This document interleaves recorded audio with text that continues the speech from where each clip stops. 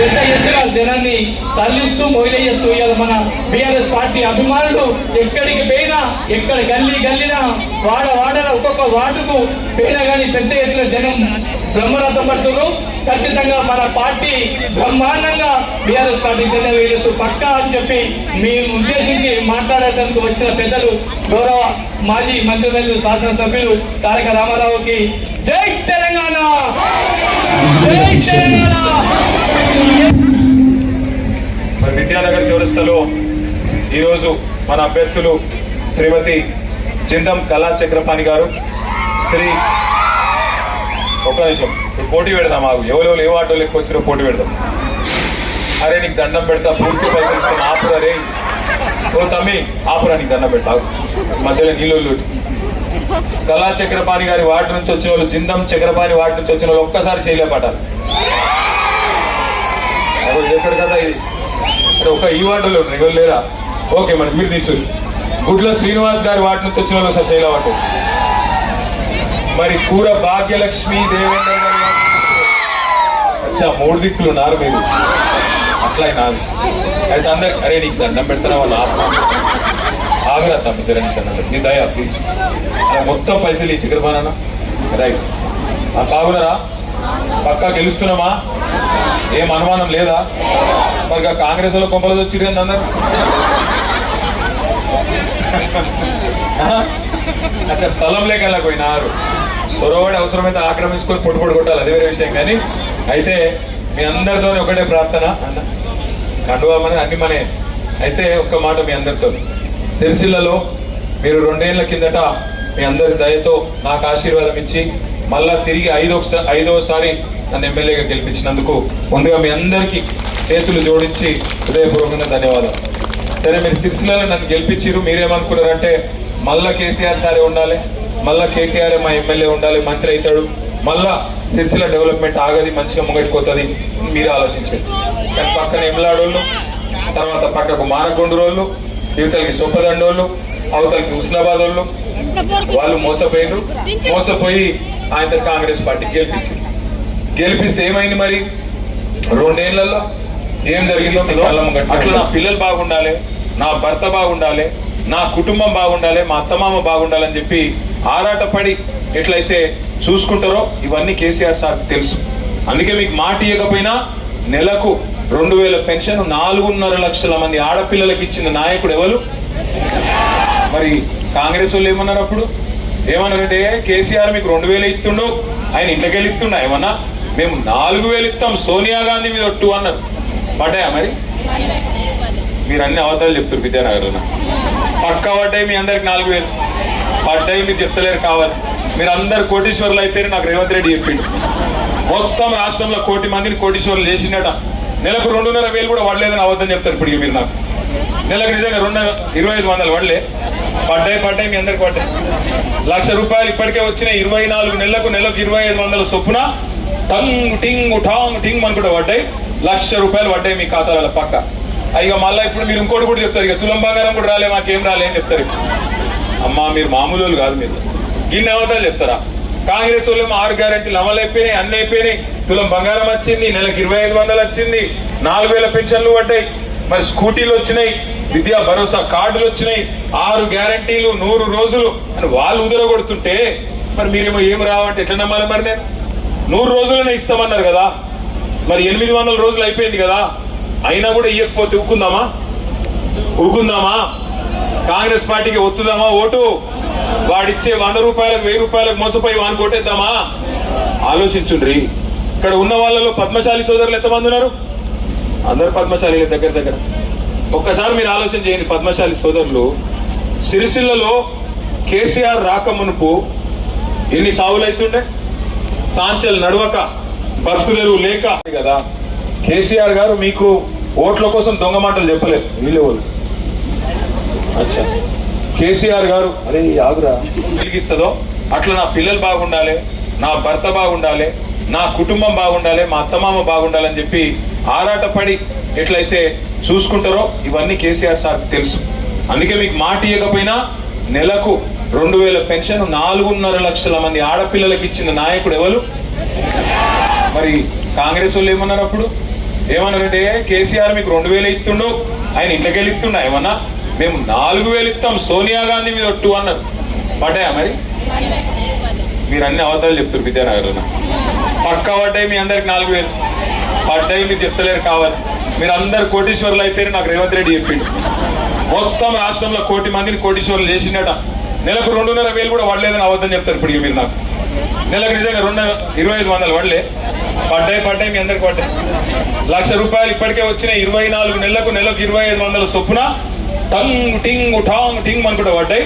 ₹1,00,000 పడ్డాయి మీ ఖాతాల పక్క. ఇక మళ్ళీ ఇప్పుడు మీరు ఇంకోటి కూడా చెప్తారు. ఇక తులం బంగారం కూడా రాలే మాకేం రాలే అని చెప్తారు. అమ్మా మీరు మామూలు వాళ్ళు కాదు. మీరు గిన్నె అవతాలు చెప్తారా? కాంగ్రెస్ వాళ్ళు 6 గ్యారెంటీలు అమలు అయిపోయినాయి, అన్ని అయిపోయినాయి. తులం బంగారం వచ్చింది, నెలకు 2,500 వచ్చింది, 4,000 పెన్షన్లు పడ్డాయి, మరి స్కూటీలు వచ్చినాయి, విద్యా భరోసా కార్డులు వచ్చినాయి, 6 గ్యారెంటీలు 100 రోజులు అని వాళ్ళు ఉదరగొడుతుంటే మరి మీరేమో ఏం రావంటే ఎట్లా నమ్మాలి? మరి నేను 100 రోజులనే ఇస్తామన్నారు కదా, మరి 800 రోజులు అయిపోయింది కదా, అయినా కూడా ఇవ్వకపోతే ఊకుందామా? కాంగ్రెస్ పార్టీకి ఒత్తుదామా ఓటు? వాడిచ్చే ₹100 ₹1000 మోసపోయి వాని కొట్టేద్దామా? ఆలోచించుండ్రి. ఇక్కడ ఉన్న వాళ్ళలో పద్మశాలి సోదరులు ఎంతమంది ఉన్నారు? అందరు పద్మశాలి దగ్గర. ఒక్కసారి మీరు ఆలోచన చేయండి. పద్మశాలి సోదరులు సిరిసిల్లలో కేసీఆర్ రాకమునుపు ఎన్ని సావులు అవుతుండే?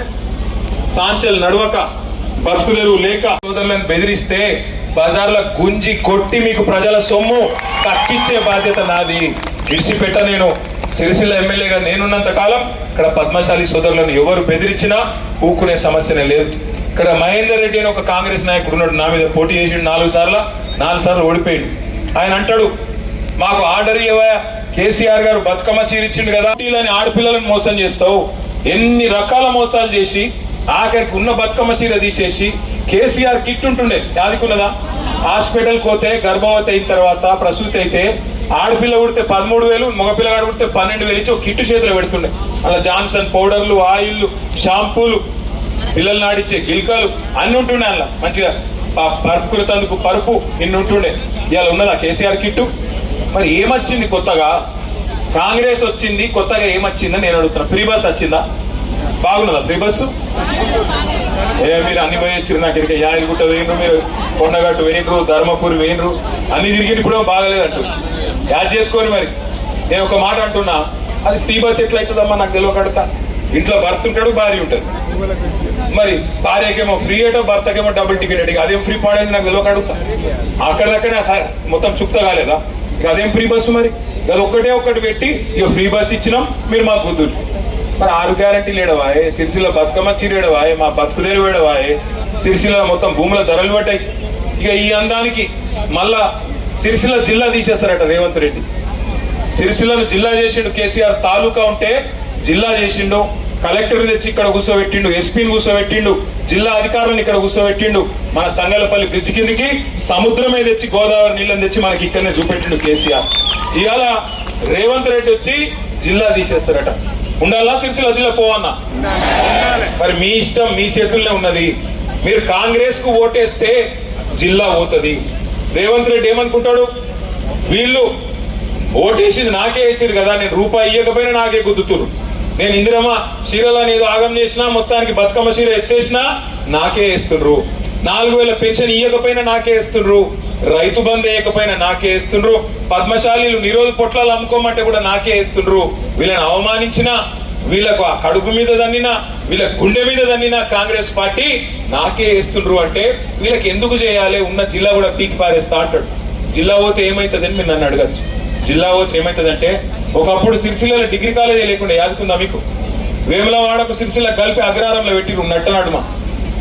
అసోంటి సిరిసిల్లలో జిల్లా అయినందుకే కదా కేసీఆర్ సార్ మనకు ఒక మెడికల్ కాలేజ్ ఇచ్చిండు. మన పిల్లలు డాక్టర్ చదువుకోవాలంటే ఏ హైదరాబాద్కో బెంగళూరుకో పోయే అవసరం లేకుండా మన సిరిసిల్లనే చదువుకునేటట్టు మెడికల్ కాలేజ్ ఇచ్చిండు కేసీఆర్. నర్సింగ్ కాలేజ్ ఇచ్చిండు, జేఎన్టీయు ఇంజనీరింగ్ కాలేజ్ ఇచ్చిండు, వ్యవసాయ కాలేజ్ ఇచ్చిండు, వ్యవసాయ పాలిటెక్నిక్ ఇచ్చిండు, అపారల్ పార్క్ ఇచ్చిండు. మన నేతన్నలను ఆసాములు చేసేందుకు వర్కర్ టు ఓనర్ అనే పథకం తెచ్చిండు కేసీఆర్. మన పద్మశాలి సోదరుల కోసం 5 ఎకరాల జాగా శాంతినగర్ల ఒక్కొక్క ఎకరం 5 కోట్లు ఉంటుంది. 25 కోట్ల విలువ చేసే భూమి మనకు కేసీఆర్ సార్ మీ పిల్లల కోసం ఒక వసతి గృహం కట్టుకోండి అని ఇచ్చిండు కేసీఆర్. మరి అది ఏమైందా 5 ఎకరాలు? ఎక్కడేసిన గొంగలు ఆడనే ఉన్న తట్టెడు మట్టి తీయాలి కాంగ్రెస్ వచ్చినాక. మరి అందుకోసం వేయాలి ఓటు? ఏమిటికి వేయాలి కాంగ్రెస్ కు? మీరు ఎలక్షన్ కాగానే ఆగమవుతారు, ఎలక్షన్ కాగానే వదులుతారు. అమ్మ అంటారు, అక్క అంటారు, చెల్లి అంటారు, కోడలు అంటారు, వదినే అంటారు, మరదలు అంటారు, వరుసలు కలుపుతారు. నిన్న మొన్నటి దాకా లేఖలు కొత్త మోహి ఇంటికి వచ్చి ఇక బుగ్గలు పట్టుకున్నాడు, చేతి పట్టుకుడు.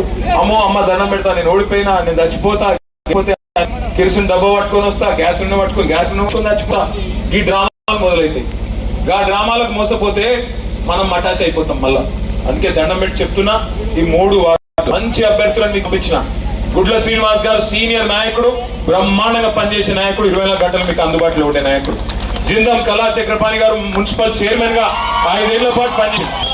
కరోనా వల్ల కొంత ఇబ్బంది ఉండొచ్చు, కానీ కరోనా టైంలో కూడా చక్కగా పనిచేసింది జిందం కళా చక్రపాణి గారు. కానీ పట్టణం అంతా తిరిగే క్రమంలో కొంత విద్యానగర్లో ఏమైనా చిన్న చిన్న లోటుపాట్లుంటే అవి కూడా ఈసారి చూసుకుందాం. మీరు దయచేసి ఆశీర్వాదం ఇవ్వాలి. ఇక కొత్త అభ్యర్థి కూర భాగ్యలక్ష్మి దేవేందర్, వారికి కూడా మొట్టమొదటిసారి గంగపుత్ర కమ్యూనిటీకి మన పట్టణంలో అవకాశం వచ్చింది. వారికి కూడా అవకాశం ఇచ్చినాం. తప్పకుండా వారికి కూడా మరి మీరు ఆశీర్వదించాలని కోరుతున్నాం. ఈ చిన్న చిన్న సమస్యలు ఉంటాయి, కొన్ని పెన్షన్లు కాలే, కొన్ని రేషన్ కార్డులు రాలే, ఇటువంటి ఉంటాయి. నేను మీకు ఒకటే మాట ఇస్తున్నా, 90 పైసల పని చేసినాం సిరిసిల్లలో. ఎటువంటి సిరిసిల్లను ఎట్లా చేసినాం మీ కళ్ళ ముంగడ కనబడతలేదా? బ్రహ్మాండంగా రోడ్లు చేసినాం, మోరీలు చేసినాం. ఇంకా 90 పైసల పని అయింది, ఇంకో 10 పైసల పని బాకీ ఉన్నది. ఇక నారు పోసినోడు నీరు పోయడా అన్నట్టు 90 పైసల పని చేసినోడు 10 పైసల పని చేయరా. ఇంతమందికి ఇల్లు ఇచ్చినాం, కొంతమందికి రాలే, నాకు తెలుసు. వాళ్ళని కూడా నేను కడుపులో పెట్టుకొని చూసుకుంటా. నా బాధ్యత, నేను కంపల్సరీ ఇల్లు ఇచ్చే బాధ్యత కూడా నేనే తీసుకుంటా. 2 ఏళ్లలో మళ్ళా మీ దయతోని మన ప్రభుత్వం వస్తుంది. ఈ 2 ఏళ్లు పెద్దగా పనులు కావు, అది కూడా నేను అబద్ధం చెప్ప ముందే చెప్తున్నా మీకు. ఈ 2 ఏళ్లు కాంగ్రెస్ వాళ్ళు ఉన్నంత కాలం ఏం పనులు చేయనియరు. వాళ్ళు మంచోళ్ళు కాదు, ఎందుకంటే వాళ్ళు పగబట్టిరు సిరిసిల్ల మీద. కానీ మీరు భయపడకుర్రి, 2 ఏళ్ల తర్వాత మళ్ళీ మన గవర్నమెంట్ వస్తుంది, కేసీఆర్ సార్ ముఖ్యమంత్రి అవుతాడు. దయ ఉంటే నేను కూడా మంత్రి అయితా. మళ్ళా కంపల్సరీ సిరిసిల్లను మొత్తం రాష్ట్రంలోనే నెంబర్ 1 నియోజకవర్గం చేసే బాధ్యత నాది.